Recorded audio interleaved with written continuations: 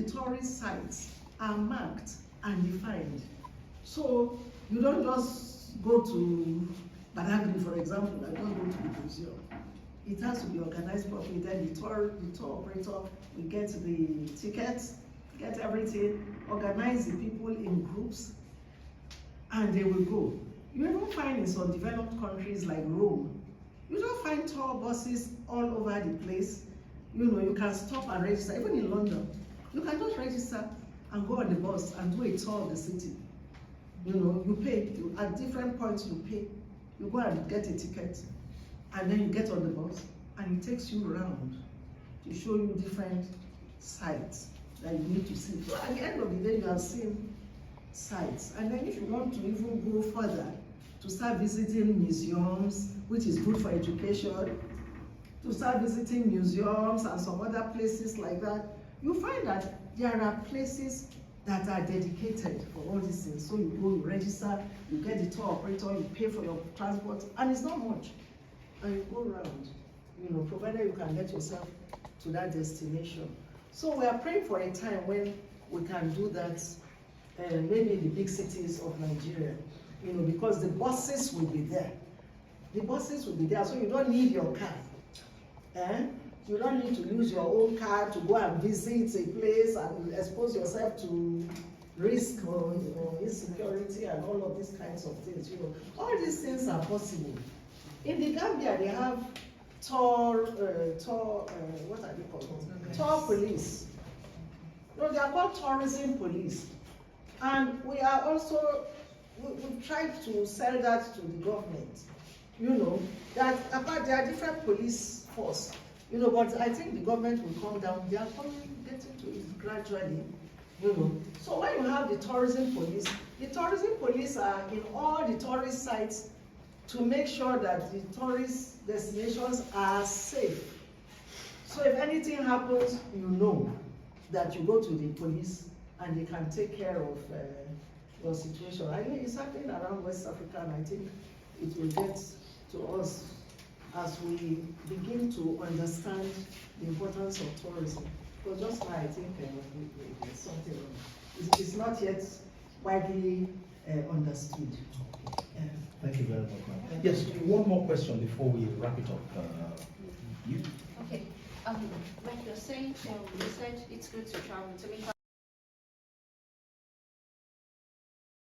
You go to outside the river, said that you're not religious, you are fetish, you are. Thank you, Okay. You know, you have cultural places, you have religious places, you have historical places. So it depends on the aspect you are looking at it from. You know, you are not going there to worship Oshun. Yes. You are not going there to worship anybody. You are going there to experience what it is all about. You know, the Oyibo people come. Yes, and the Brazilians. Yes, they come from everywhere. And they are there and they experience it, that they are not worshiping anybody. They are not worshiping any gods or anything. So it's an experience. So it depends on how you look at it. Are you going to call it a historical experience? Are you going to call it a cultural experience? Are you going to call it just a mind-changing experience? Which has nothing to do with religion. Yes. Nothing to do with religion. If you go to the museum, I know the other day we took some people and they were showing us fetishes. You know, these twins and all kinds of things, what happens, fertility. But it's good for you to know that this is the practice. This is how these people practice. It is our culture. And you know, our culture is not a bad thing. So I think we as a people, we don't even have to start to understand the aspects of our culture. You know, me, I was a research fellow for many years. So, and you put them down for posterity, for other people to see, for other people to understand. You know, otherwise, why do we talk about the Greek mythology? We all study it, and people still go to Mount Olympus in Greece. People still light the Olympic torch and run around the world with it. You know, it's a religious thing for them in those days. But today, it is seen from the sporting and unity and cultural point of view, and that's what everybody sees it, you know. So, you know, culture and religion must not be mixed together. And then we now begin to look down on our culture, you know, because you see somebody doing something that is what they practiced from 2 million years ago. And then you say, why are they doing it? So it is easier for you to just adopt some new culture that has nothing to do with your own history. So all these things are all intertwined and they are very important. And it's very important for us to understand our culture and our history. So it's, you know, I'm happy that we're in a setup like this. So I can't be talking too much to teachers. Thank you very much. Thank you. Thank you very much. Thank you very much. Thank you very much.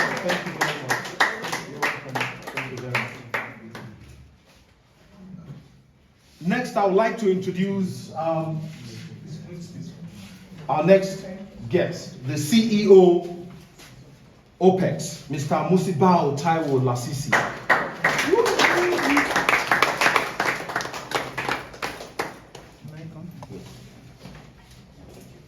Good afternoon, everyone. Good afternoon.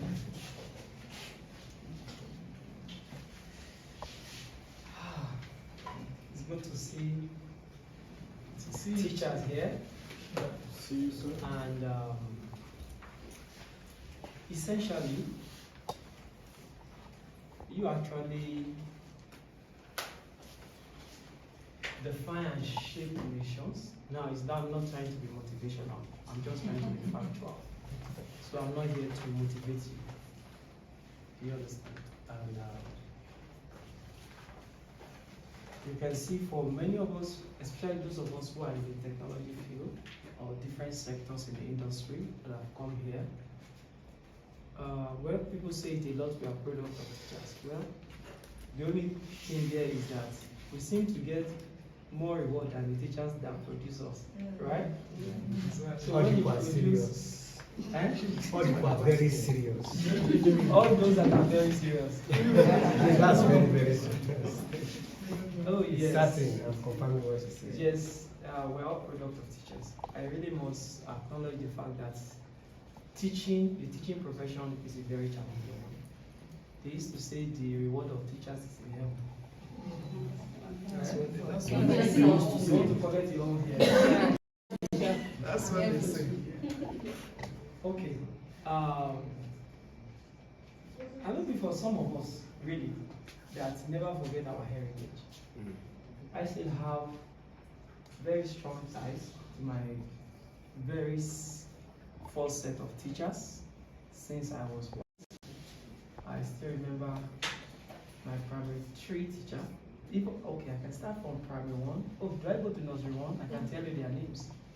Mr. Paul was my nursery 1 to 3 teacher. Yes, Mrs. Guga was my primary 2 teacher. Mrs. Mahmoud was my primary 3 teacher. Miss Esther Osweke was my primary 4 teacher. Primary 5. Primary 6. Yes, Mr. Andrew was my teacher in primary 6. Yeah. And I had Mr. Kamba in primary 5, but it was not for the entire 3 terms. Then I can go to secondary school and tell you about all my teachers. Now, the interesting thing about what many of us teachers need to realize is that we always live in indelible marks in the memories and the stories of the students that we teach. And these marks go a long way in defining what the future holds for them. Somebody like me, the choice of my career path, or let me say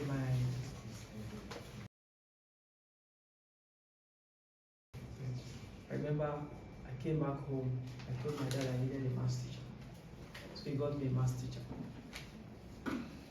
Mr. Aki. I told Mr. Aki I didn't know what course to choose for my university. And Mr. K asked me a few questions. The first question, do you want money? I said no. He said, if you want money, I advise you to study economics. He said, do you want prestige, profile, respect? Go for medicine. I said no. Then he said, what do you want? I said, I really don't know what I want. But if you can advise me the course that I can do that will give me leverage to change tomorrow when the future is clear. And my teacher looked at me and he told me, Mr. P said, okay, I am studying mechanical engineering. That's him at Bauchi, the university in Bauchi. What's the university in Bauchi? Federal University. Federal University in Bauchi. That was where he was studying. And he was an undergraduate student, yet he was my maths teacher. And he said, you can go for mechanical engineering. And he gave me the reasons. He said mechanical engineering gives you leverage to switch to maybe electrical, aeronautical, or petroleum and gas during at master's level. And you know that was why I chose mechanical engineering. That counsel. There are many counsels that we have given students, either spoken or unspoken. Living examples that you gave that have defined the thought processes and the life patterns that your students become. The presidents we have today are products of teachers. Oh, I'm sorry to add, even the criminals are products of teachers. Not necessarily formal teachers, but some people who stood on their lives and shaped their value system. Teachers are shapers of values. Teachers are innovators and creators of what the society becomes. I want to acknowledge some of the challenges that we are facing today. Today is not so easy to be a teacher. There is the Japa syndrome, right? There are issues around digital equity in terms of technology landscape, access to education, and we have the emerging trends, emerging technology trends that are also creating a lot of problems for effective delivery, either for the teachers or assimilation for the students. Today, I'm with the phone. Your students have phones in class. Phones, devices, gadgets, and all that. Some have not. Some go to cafes and the likes. They are distractions. Oh, it's a very difficult task today for your students, except in schools where you have all the right facilities. But is that the case with all our institutions, all our schools? Do we have all the gadgets? I saw us pressing this board, right? It brought memories of a particular project I was called to support. And these boards were supposed to be installed across Nigeria. Somebody was taught how to defraud that project. The project was defrauded. Yeah. Should I say teacher? The teacher caused it? So, but reality is that all that you see of Nigeria today is what our teachers have made us.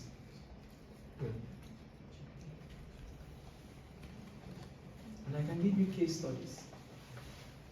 Case in point, Finland. Another case study, Japan. Look at the educational system. They have created societies they want to live in.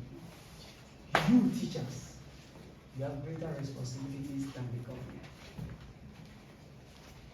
Whether you win this competition or not, there's a competition you must win. The competition for the future of this nation. The competition for the future and the destinies of those you're training under your tutelage.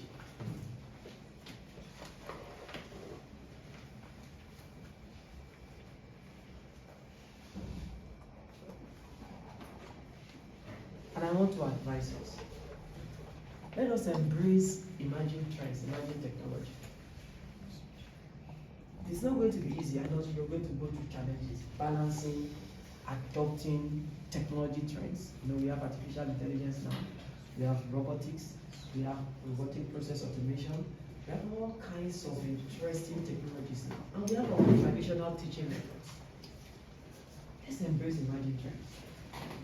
it's not going to be easy for teachers to upskill. Right? Not only to upskill, one other thing, to unskill and reskill. Maybe you might be aware of this statistic. The world released a very tiny statistic that all jobs in the world would actually be replaced. 50% of all the jobs in the world will be replaced by 2025. The journey started actually started 2001. 2001, 2, 3, 4, 5. And it is now at a high acceleration mode. And I'll give you one example. Okay, we got a new office. And I didn't have time to use my AI tool to design what the interior decoration would look like. So I got an interior decorator to get this job done. And he gave us a bill. And he gave us his ideas and all that. Okay, we settled that. 3 months later, we had another property. And it was time to furnish. But this time around, I had the time to sit with my AI tools. And I was able to run through different simulations of how the interior decoration should look like. Sorry, it only took 3 months for that job to become what? Irrelevant. I had no need to pay for an interior decorator because there is now an AI designer tool that could give me, a new perspective to what our interior decoration should be. That's as simple as interior decoration. Name the job today that technology has not invaded. And don't you think the teaching profession is an exception? That's it. It's very, very exceptional. It is. Very, very exceptional. Very exceptional. Teaching is very exceptional. Very exceptional. Very exceptional. I'm coming there. I'm coming there. Okay. I'm coming there. Okay. Even as a teacher, you only impact knowledge or skill set or develop capacities from what you have residual, proven, experiential knowledge of. Now let me speak from the industry so that I can leave the classroom for you, but I can speak from the industry where I'm playing. In the industry where I am, maybe you don't know, I'm also a teacher of C.E.Os. I'm a teacher of product managers. You can name the commercial bank in Nigeria today. I've trained professionals from there. You can name the oil company. There is no oil company in Nigeria. There is no commercial bank in Nigeria that have not trained employees or directors. And these are trainings that I started way back 10, 15 years ago. So some of them today have become EDs. So when I go around to banks, sales becomes very easy for me. Do you know why? My student is the director of ICT. Wow. Sales is going very easy, and that's one testimony I've enjoyed. My life was kind of ordered that I had the privilege to train many professionals earlier in my career. I got many of them certified to professional qualifications. At least I've trained more than 500 project managers in Nigeria that are PMP certified. No, I don't need that. I don't need that. That's project management. And what about those I trained on process improvement, what we call Lean Six Sigma Black Belt? I was a black belt, one of the few black belt trainers in Nigeria that trained the highest number of black belters at a time. Now, black belt is the highest level when it comes to process improvement in the world. It's a very difficult training. You have to stand for 8 to 10 hours daily for 10 days to take that class. And you have to come from the perspective of the industry. You have to bring not just knowledge, you must bring insight, and you must solve the problems of those organizations that have come with that training. It's a training that is called direct value training. Now, back then, it was very prestigious, very rewarding. I flew all around Nigeria. Are you getting me? So from the industry perspective, I can tell you that the privilege of training those people back then, now I came back to the industry as a professional selling services, providing technology consulting services. There has been no bank that I entered, and there was nobody I did not know. In fact, many times, I've just stepped into the bank and somebody will call. I know you somewhere. I will begin to mention, okay, this, that, and the connection is settled. I've had situations where I was presenting commercials, negotiation to commercial banks. We're at the commercial stage to be chosen, and the head of the procurement committee was my student. Are you seeing the reward of teachers? Now, do you know what happened? After the commercials, the lady called me. She said, Mr. Musba, don't you remember me? Who go this, that? I mentioned the person there. No, you won't know it. And of course, you know who will give the business to. Right? You know who will give the business to. So the reality is that if I had not offered value and made significant impact to the lives of these men and to their businesses over the years, what do you think would have been their testimony of me?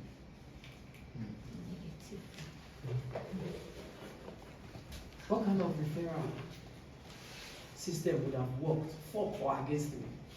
Or against